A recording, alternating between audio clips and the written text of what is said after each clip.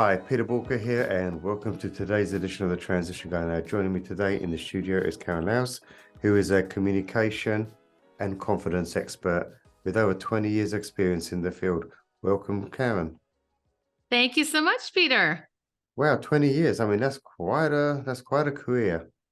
Yes, I've had a great time. I've had a lot of amazing opportunities as well. So what actually makes you an expert in this field? Well, I've been doing it. What do they say, that 10,000 plus hours? I probably have many more than that at this point, because if I'm honest, we're going on 30 years at this point in time. But I'd say that at the heart of my expertise began my passion, because I've always been fascinated with how people communicate, the way they say things, and what they're actually saying.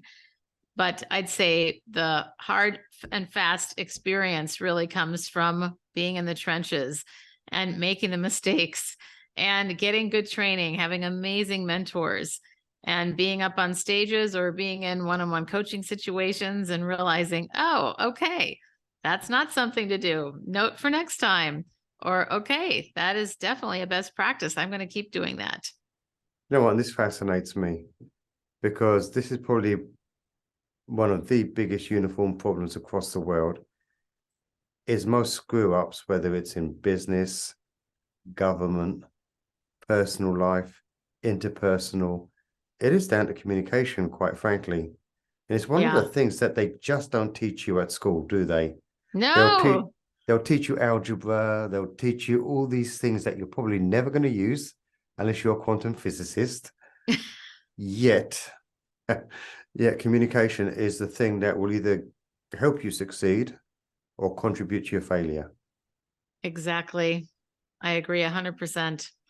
And it's amazing how simple communication is, and yet how we as human beings tend to overcomplicate it when we involve things like our emotions, or things like the things that keep many of us up at night. And, if you look at any of the business consulting books, any of the research, most of the time it has nothing to do with, well, maybe a little bit, but not a lot to do with systems and processes. It's much more about personalities. And that's where I find most people come to me as well, that are interested in my services as a business consultant, where they say, how am I going to deal with this person? How do I handle this situation? I've got this conflict. What do I do? And you know what's quite interesting, because it probably ties into other areas that you cover.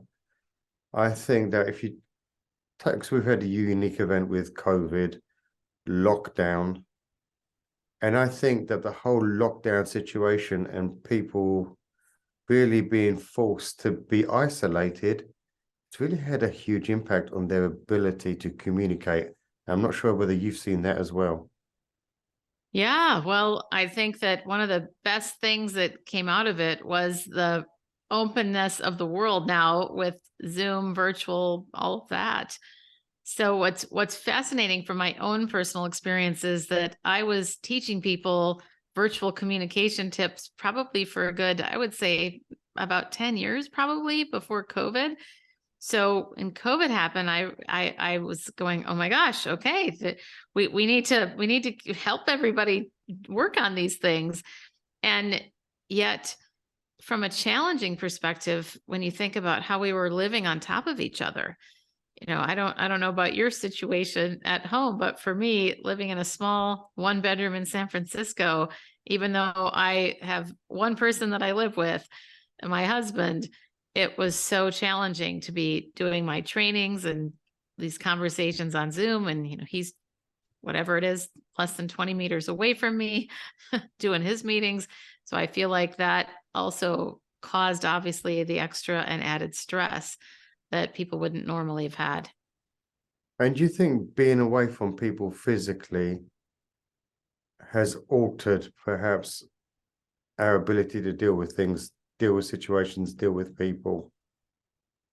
I do. I think that we've gotten so used to the 2D with virtual. It's hard for a lot of people. There's a lot of social anxiety and things like, how do I even show up with this person? You're so used to seeing them. I mean, I'm sure, like you, there's so many people that I had talked to that had met people that they'd known for now, what, a year or two, and never met them in person. So here they are at a conference, and that was similar to my experience. I met some people at a conference that I had known for a couple of years and went, I've never met you, but it feels like I have.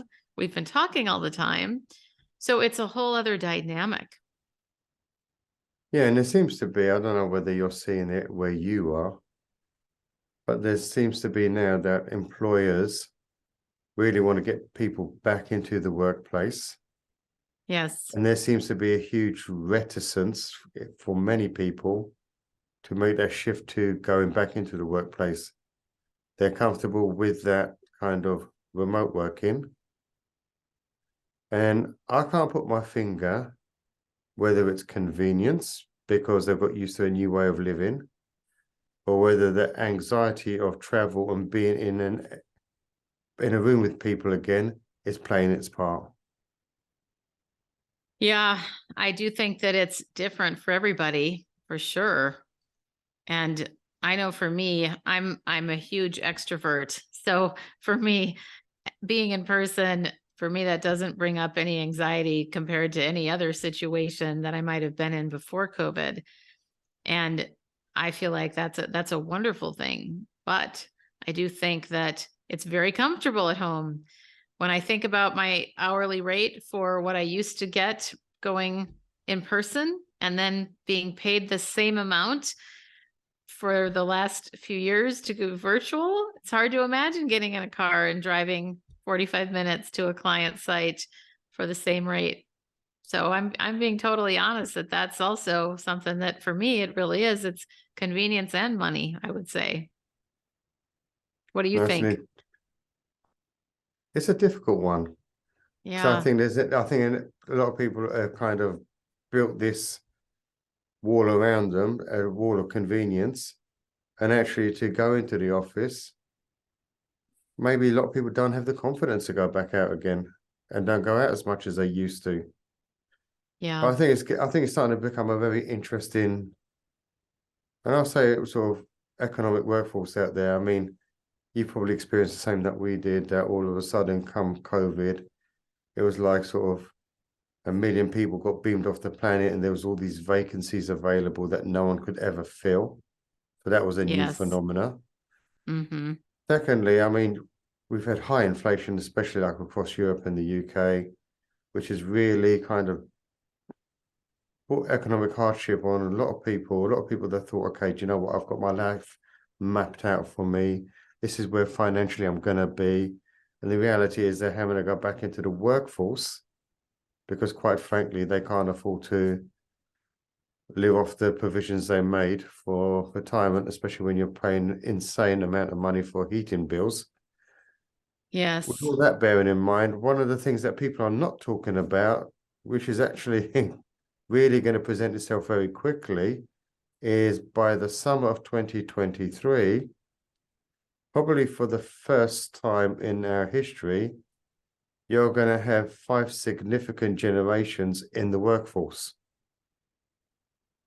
It's really incredible. It And when you really look at is. And when you look at the 5 generations, you are talking about there could be anything between 50 to 70 years between the youngest person coming into the workforce and the eldest person currently in the workforce. Now, Yes. that's going to make it quite challenging for any leader or manager having to be able to communicate across 5 generations.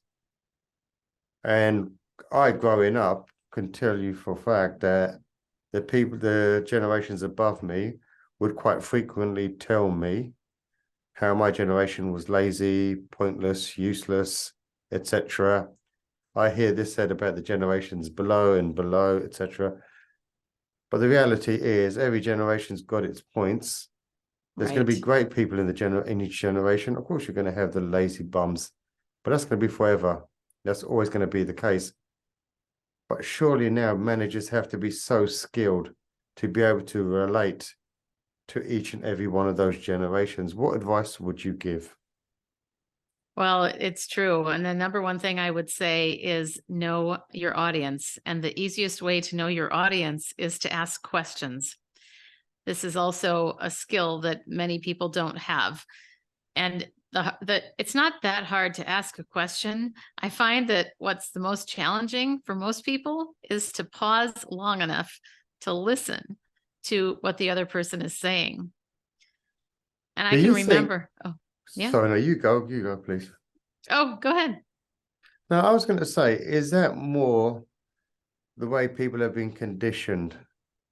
Because you've had a lot of corporate experience. I mean, I've got a corporate background also. And when I was in corporate, it wasn't about listening, it was about telling. We never led through questions, we always managed through statements. And if you think about parenting, I think it starts with parenting. I mean, if I go back, rarely was I asked a question. It Yes. was always parented through statements. Yes. I am of the same. Yes. Yes. So I do think that it's a really important thing to keep in mind when you think about it, and weaving in this whole, so it's become a lot more, there's a lot more awareness to emotional intelligence component of, are we aware of how we're coming across? Are we aware of the patterns that have created us into who we are now, or the choices that we've made? And most of us don't take that much time to reflect on all those things, but we are a product of our upbringing and the experiences that we've had. And so I do think that a lot of us have been trained to do what our boss tells us. And so I do think that in the last 10, 20 years, particularly the last 10, the focus on asking questions, fulfillment at work, all of these things that are so wonderful. And yet, this goes back to the different generations, how some of the people on the more experienced side are not accustomed to that. They think, let's just get our work done. Why are we sitting here talking about all these things? Why are we bringing this into the workplace? Let's just get the job done. And that's interesting because that was very much, I mean, if you think about it, probably the baby boomers, Gen X for sure, and maybe some of the millennial workforce operated in that whole sort of industrial age thinking. So you're going to have sort of a big portion of industrial age thinking, which really was sort of, as Michael Bungistani would say, it's all about sort of carrot and stick. Mm-hmm. Yeah, give someone a carrot Mm-hmm. and sometimes beat them with a carrot as well, as opposed to the whole knowledge worker age, where, as you say, it's a very different mindset now. And there's Mm-hmm. a huge conflict there, isn't there? Because I mean, the 80s, I mean, I started my professional career back in the 80s. And to be honest with you, what people got away with in the 80s and 90s, you just wouldn't get away with now. Yet you got a lot Yeah. of people that haven't shifted from that mindset, Right. which goes back to Right. communication, right? Mm-hmm. It really does. It really does. Yeah, I was talking to a friend tonight who lives in New York, and she, well, I better not go into too much detail or it'll be too personal. But she said, everything is so sensitive now. And she said, I understand the importance of that. She said, but she had gotten together with some coworkers that she hadn't seen in many years. And she said, when we get together, it's uncensored, unfiltered. We say whatever's on our mind. We're not worried about offending someone or saying the wrong thing. And she said, it is so freeing. But her bringing that up reminded me, as it did to her, we have to be so careful now that it can feel like we're censoring ourselves at every word. Okay, so here's a question for you. Is it that we have to be so careful now of what we say, or is it the context in which we say it? Ooh, that's a very good distinction. And I'll give you my reasoning behind it. Yeah. So I mean, I have I curse a lot, and I probably use a lot of colorful language. And people say, you're the only person I know that can get away with saying what I say. I don't Uh-huh. say, but I don't say it with malice. Yeah. I say it with a context in mind to get a shift in a person. Mm-hmm. So I just wonder whether when we communicate with people, because a lot of people will speak out of frustration, will speak out of context, which perhaps creates a very unsafe environment. I just wonder whether or not it's how we speak, how we bring it to the forefront, whether that's whether we have to be censored or not. Well, I think that's a really, really good distinction about that, because when I think back to my friend's example, when she's with her coworkers, she's not thinking, but there's a context to it, like you said. And I do think that it goes back to the whole part about knowing your audience. It's for those people also that are managing people listening to this, thinking about, we have to be equitable, but we still need to manage differently, because stylistically, someone, again, like we were talking about with the different generations, we have to know how might this person respond compared to this person.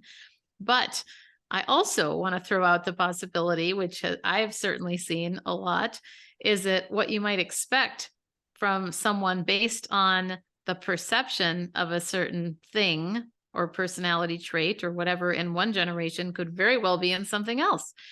Because I have a number of times I have people, in fact, I was just talking to somebody yesterday who was saying, well, these people of the younger generation, they're always on their phone. And I said, I've seen lots of people that I'm also having conversations with that are looking down at their phone. And those people are in their 60s, 50s, what have you.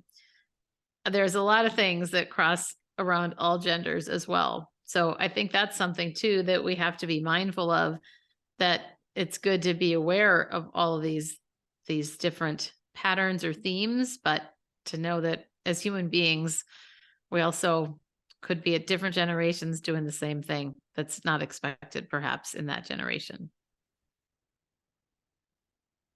Oh, that's a really good point. So whether we're dealing with entrepreneurs that own privately owned businesses, or we're dealing with corporates, at the end of the day, whether a business can scale or fail, as the case may be, it's going to be very much down to their management team, their leadership team, and the ability of those people to get the best out of the workforce. Mm-hmm. Where would be a good place for them to start to really learn how to master their communication? Because I think that where we are today, communication is a skill that's more important now than it's ever been. Yeah. I'd say one of the biggest things is to ask for feedback. Most people don't do it, or certainly aren't comfortable doing it. So we have to be intentional. And that's what I was thinking about, that word intentional, when you were talking a minute ago about whether, again, we have a business, we're managing people, we're managing our clients. Either way, we have to be intentional about how we're coming across, the words that we're using, and the way that we're saying them. And that is going to, frankly, make a very big decision of, does this person, am I coming across in a way that is trustworthy, credible, and likable? And how is that affecting the experience of the other person? So I would first start with asking for feedback and being specific, because that's another thing that people say things like, if I said to you, hey, Peter, do you have any feedback for me? That's a closed-ended question. Yeah. And you might just say no, and it's too vague. But if I said to you, hey, Peter, I'd love to get your feedback. First of all, starting with what feedback do you have for me, as opposed to do you have any? And then saying, what feedback do you have for me on the podcast interview that we had? So, or what feedback do you have for me related to how I came across in the words that I was saying? Did I have any words that were distracting, that got in the way? So things that are not just feedback. I think that's the other thing. People sometimes ask for feedback, but they don't ask for feedback that will really be that helpful related to themselves, because most of us don't want to ask that. Yeah, and actually Marshall Goldsmith has got a really good way of counteracting that. Where in his Yes, book tell me. Triggers, he talks about feed forward, doesn't he? Yes, I was thinking, wait, remind me, because I certainly know his work. So yeah, feed forward as opposed to historical feedback. Feed forward was his sort of take on it all. How do we, in terms of how do we move forward? So give me, Yeah. yeah, the whole feed forward, which is quite Hmm. important. The other thing that's quite interesting as we talk about communication is there's a really thin line between being confident and being arrogant. How do you deal with that? Yes. Yes. Well, I like to call it humble confidence, that we're humble enough that as a person, we know that we are not the best thing on the planet, but we are confident from the perspective of we own our strengths, our gifts, and our talents. So to me, that's the balance that we need to strike, and always remembering where we came from, the mistakes that we've made, so that we do stay humble, but recognizing, I'm not afraid to say that I'm good at these things, but I also am very clear on what I'm not good at. And I feel like that also comes in part with age and being Mhm. able to recognize that you're going to have both strengths and weaknesses, and to own that is a huge strength of character, frankly. So that does come with age. That's great. And if we look at the average work age in the UK workforce, it's currently sitting around 41 to 42 years old, which means you've got a lot of younger people that are going to be in leadership management positions. How do we get humility instilled into these people so they're able to communicate with humility and get the people they're leading to want to follow them? Hmm. Well, one of the things, and this is related to your question before when I mentioned feedback, like what's a way to start? And a big piece of what I do with people, which I recommend anybody do, you can do it on your own, you could do it with a coach or a friend, record yourself and see how you're coming across through your audio as well as through video. And I feel like there's nothing that more humbling than watching yourself on video and seeing the blind spots that you have, or simply seeing how you're coming across. But I'd also say the other thing is to continue to be curious and to ask those questions. I will keep coming back to that. Are you asking questions? And then are you pausing long enough to listen to answers? So but again, if we go back to, if somebody, you can't tell somebody to be humble. You can coach them, but it's that whole thing of, if people don't want to get better, improve, grow, be aware of how they are and how they come across, then it's going to be hard to change them. But it's inviting them into, here's the benefit of this. If you create an experience related to culture, if you create this experience that people feel good, they feel fulfilled, they feel like they're contributing, you're ultimately going to have the best workforce that you can have when they And feel maybe a you sense of just agency. and maybe you just hit the nail on the head actually, when we need to get better at having our people coached, where actually they're not going to just improve on themselves, and Right. where training is brilliant, and a lot of people put emphasis on training. Let's give you the knowledge, let's give you the knowledge, which is really important. But where probably coaching comes in, whether it's exec level, management level, it gives you the context. And it joins the two together, which I think is really important. Yes, I agree. And and going back to your point about being curious, I think that's also critical if we're going to be dealing with multi-generational workforces. And the one book that I loved that really sort of highlighted and brought curiosity to my attention, I don't know if you've read it, The Coaching Habit by Michael Bungay.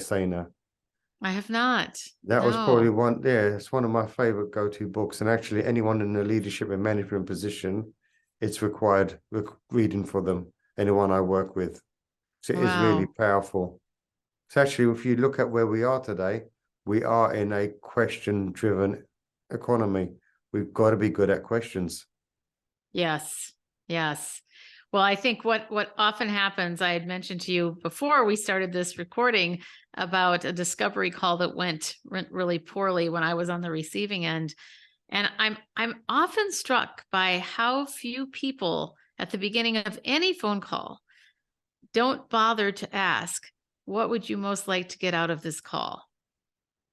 We make assumptions, we start jumping in, whether we're an entrepreneur, oftentimes our tendency, and I understand we all want to prove ourselves, but our tendency sometimes is just to dump all this information and say, here's what we do, here's what we are, as opposed to thinking, what problem would you like me to solve, or what can we explore today? And I'm also struck by how many people, when I ask that question, because that's my go-to question before any phone call, that don't know how to answer that.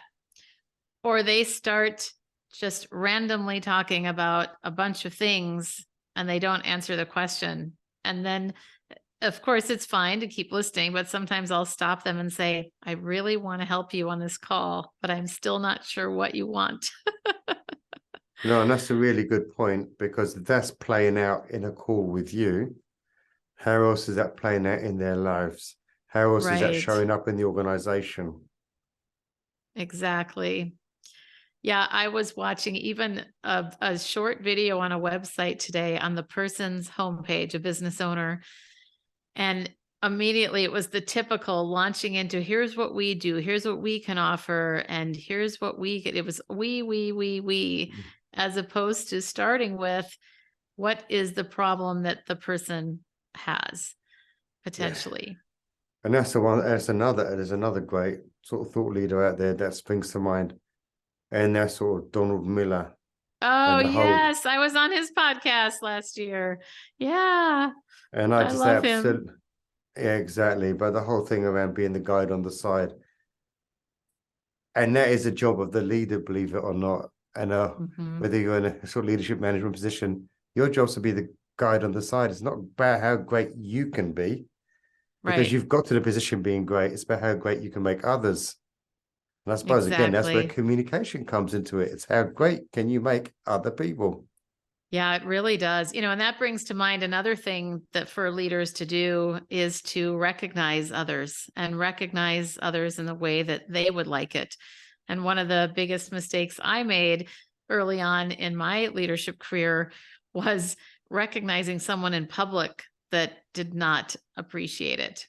I was thinking I was going to, it was at a whole company meeting, and he had done such a good job facilitating with me, and I was head of all the facilitators. So when we had this meeting, I said, oh, so and so, we'll just call him Mike. Mike, you did such a great job when we were working together last week. Why don't you come up and teach this module and show everybody how amazing you are? And I'll tell you, he pulled me aside later and he goes, I have never been so embarrassed in my life. And I said, oh, what? But it was such a good reminder of, okay, you've got to ask, you've got to find out. But my intention, this is also another example of intention versus impact. My intention was to make him feel good, to make him to celebrate him in front of others. And yet the impact was very different from my intention. But I'm glad we And could talk about it. And I'm glad he said something. sometimes we do things that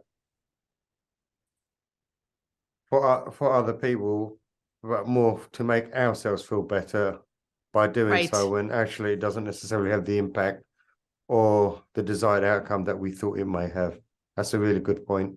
Now, if people want to connect with you, if you've got a lot to offer, this conversation could go on for 2 or 3 hours. At which point, I don't think the entrepreneurs on this have got the attention span that would go that far. If they want to sort of connect with you and everything, how would they go do that? Yes, my website is the best place, KarenLaos.com. And that's KarenLaos.com. I will make sure that's in the show notes, but that's really simple. Well, thank you Good. very much, Karen, for being an awesome guest. You're so If welcome. I just thought of something, Peter, just to, as we wrap up, one of the things, if anybody is interested in a very specific thing on my website, there is a freebie to download called 9 Words to Avoid and What to Say Instead. So that is something that you can grab as a takeaway. Awesome. And you know what? I love free takeaways because it adds so much value.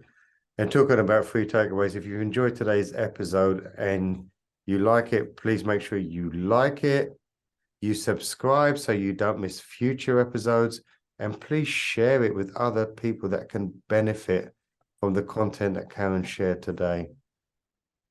And if you've got any questions or you want to explore any of this in deeper detail, just head over to Boolkah.com, my website, and get in touch. Karen, thank you very much for being a great guest. It's been a pleasure having you. Thank you, Peter. And remember, everyone, failing to learn is learning to fail. Thank you.